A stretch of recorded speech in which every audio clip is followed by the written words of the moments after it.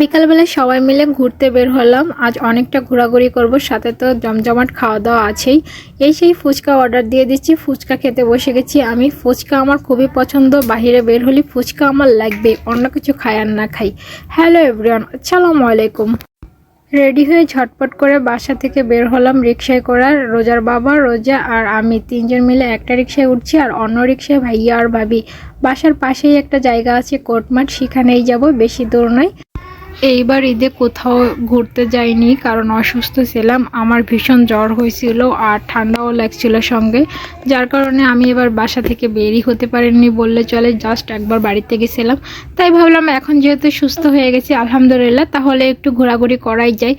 তো চলে আসছে ফুচকা খেতে। আদি মিলন মামার ফুচকাটা ভীষণ টেস্টি। এখানে আসলে ফুচকা না খেলে আমার একদমই ভালো লাগে না, মনে হয় যেন কি খাইনি এরকম একটা ফিল হয়। ফুচকার সামনেতে বসে থাকার মতন ধৈর্য আমার নাই। ওরা অলরেডি বসে আছে ওদের চটপটির জন্য। আমি আর ভাবি ফুচকা নিয়ে এনেছি, তাই খেয়ে নিচ্ছি, আর ওরা চটপটির জন্য বসে আছে। আর এদিকে অলরেডি সন্ধ্যা লেগে গেছে। এইখানে বাচ্চাদের অনেক খেলনা।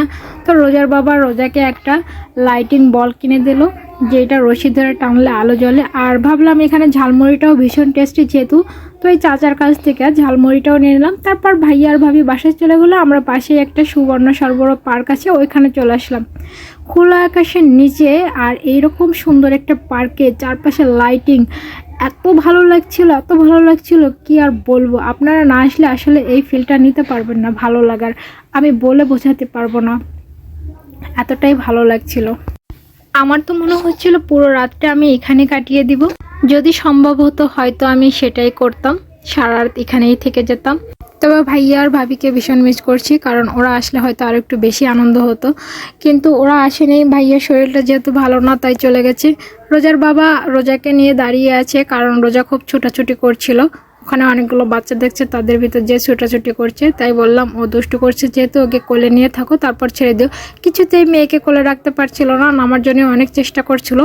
এই লাইটিং বলটা দিয়ে তাকে ধরে রাখা হয়েছে। তারপর সে তার বাবার কোলে চুপচাপ ছিল, লাইটিং নিয়ে খেলছিল। বাইরে আসছে একটু ফাস্টফুড খাবো না তা কখনো হয়। আমি বার্গার অর্ডার দিয়ে দিলাম, অলরেডি বার্গারটা খুব টেস্টি ছিল। রোজার বাবা খাচ্ছে, আমিও খেয়ে নিয়েছি। অন্যদিকে আমার মেয়ের কাণ্ড দেখে ভীষণ হাসি পাচ্ছিল। আর একটা বাবুর সঙ্গে অলরেডি সে ফ্রেন্ডশিপ করে নিয়েছে, তার সঙ্গে খুব এনজয় করছিল, খেলছিল। ঘুরে ফিরে কোল্ড ড্রিঙ্কসের কাছে যাচ্ছে, কোল্ড ড্রিঙ্কস কেন বের হচ্ছে না, হাত দিয়ে বারবার থাবাচ্ছিল সে। আর দুজনকে কি সুন্দর লাগছে তাই না। তারা এখানে ঝর্ণা দেখছিল। মাঝে মাঝে আমার মেয়ে ভীষণ দুষ্টু করছিল, তার সঙ্গে তাকে মারছিল।